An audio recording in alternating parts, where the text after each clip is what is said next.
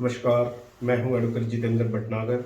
आप सभी का मेरे YouTube channel advocate Jitendra Bhatnagar में स्वागत है। आज हम बताएंगे एचयूएफ में महिलाओं की क्या है भूमिका। एक महिला पत्नी के रूप में, पुत्रवधू के रूप में एवं पुत्री के रूप में एचयूएफ की सदस्य बन सकती है। जब एक व्यक्ति एचयूएफ का गठन करता है तो उसकी पत्नी, उसका पुत्र एवं उसकी पुत्री अपने आप ही उस एचयूएफ के सदस्य बन जाते हैं। पुत्रवधू के बच्चे पैदा होने पर उसके बच्चे अपने आप ही उस एचयूएफ के सदस्य बन जाते हैं।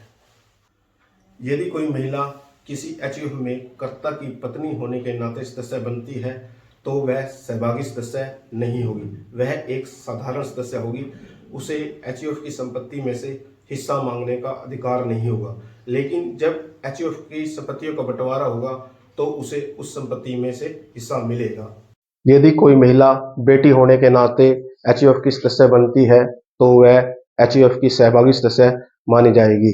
उसे पुत्र के समान ही सभी अधिकार प्राप्त होंगे। वह शादी से पहले वह शादी के बाद एचयूएफ की सहभागी सदस्य बनी रहेगी।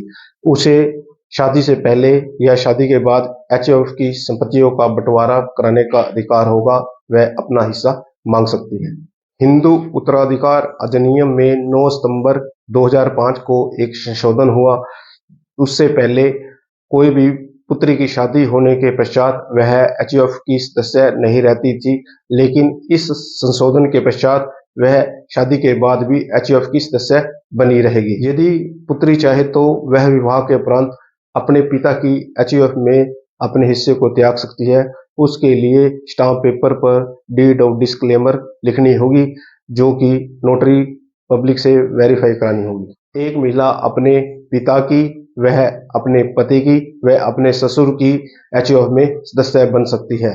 यदि किसी एचयूएफ में माइनर पुत्र के पिता की मृत्यु हो जाती है और उसकी माता दूसरी शादी कर लेती है तो उस स्थिति में एचयूएफ की क्या स्थिति होगी।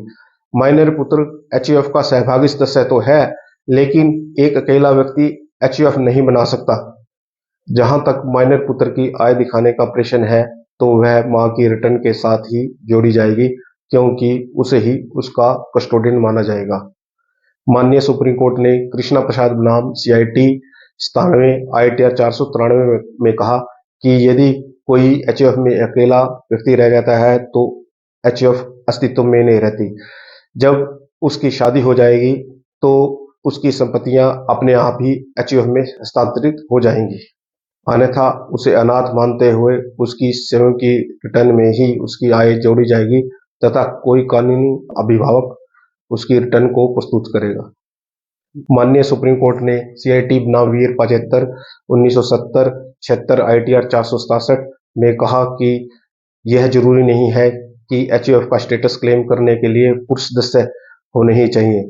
मात्र महिला सदस्य ही पुरुष के देहांत के बाद या अन्य किसी कारण से एचयूएफ में रह जाती है तो कर निर्धारण के उद्देश्य से ही एचयूएफ का स्टेटस क्लेम होगा। आज की वीडियो में इतना ही। हम जल्दी लाएंगे एचयूएफ पार्ट 3। अगर मेरी वीडियो पसंद आई हो तो इसे लाइक करें और कमेंट करके बताएं कि यह वीडियो आपको कैसी लगी, और ज़्यादा से ज़्यादा इसको शेयर करें और सब्सक्राइब करें।